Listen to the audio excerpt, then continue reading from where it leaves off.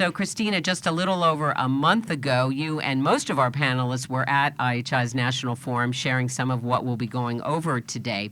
On the one hand, there's this simple idea. If you want to know, and you should want to know, what matters to patients and perhaps family members as well, just ask. Still, opening up this line of inquiry needs to be part of a thoughtful process. And I'd love if you could get us started by talking about that process from IHI's perspective, what you're learning, and why do you think this question, what matters to you, has really from the get-go just lit a match under folks, and it's been a real galvanizing force. Yeah, thanks so much, Madge. It's just such a thrill to be here, and I can't wait for you to hear from some of the presenters we have lined up today. I'm going to answer your second question first, which is kind of why is this really connected to and taken off, particularly around person-centered care? And I think really at the end of the day, it's the heart of person-centered care. Whether we talk about kind of the methods around shared decision-making or patient engagement or co-design or shifting the balance of power, all of that is really centered in one simple question that's the essence of it all, and that's structuring care around what matters to the person, the family, the carers. But it's also in a very complex healthcare world, we're amazed that this one simple change, when so many things are incredibly complex, has ended up having a powerful and fundamental impact on organizations. And I think the really interesting thing is people around the world have sent us stories about how this small change has had a big impact. Now, while it seems simple, actually implementing is anything but easy. And I just want to highlight a couple of things that organizations should consider as they think about this. So the first is that it's the concept, not the words, that are most important here. And clinicians don't have to ask the exact question, what matters to you? And in fact, in some contexts, that question might be confusing. Different questions work better in different contexts. For example, if you're in a surgical context, you might want to ask patients what they want to be doing 6 months from now that they're not doing today, or a question in the variant.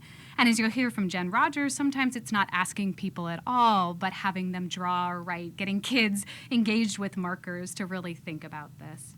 So that's the first thing. I think the second thing is we know that clinicians out there are incredibly well-intentioned.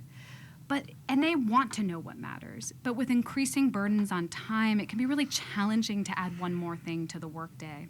And they might worry that what really matters to patients is beyond their control. If I ask the question, I have to do something about it.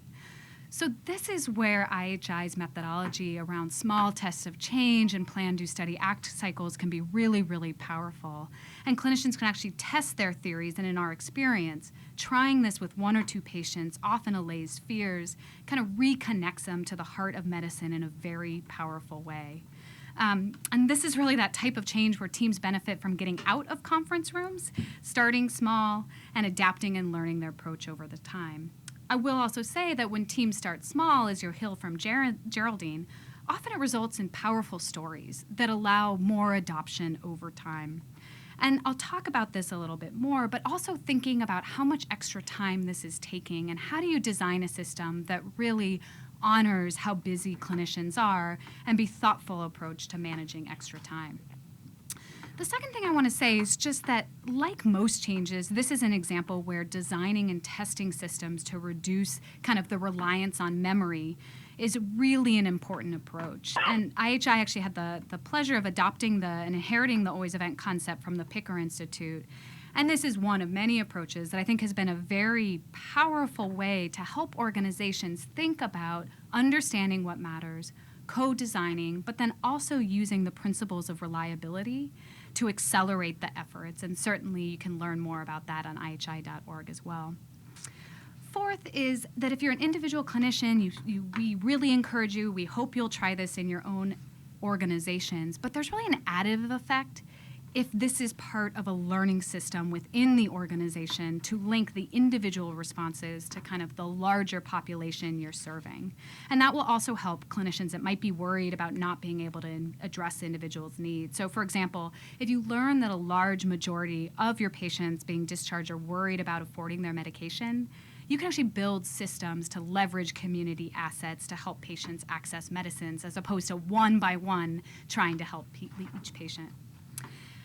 And then lastly, one of the things that you'll hear as you hear from our different presenters is that the system they started with is not necessarily the system they ended with.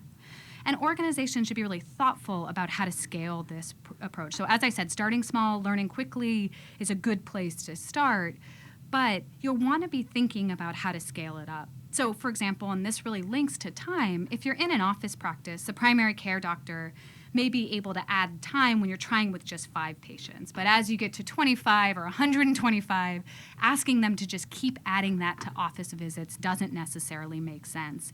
And we know that a lot of different office practices have done things like use physician assistants or pre-visit planning to actually embed that question as you get to scale.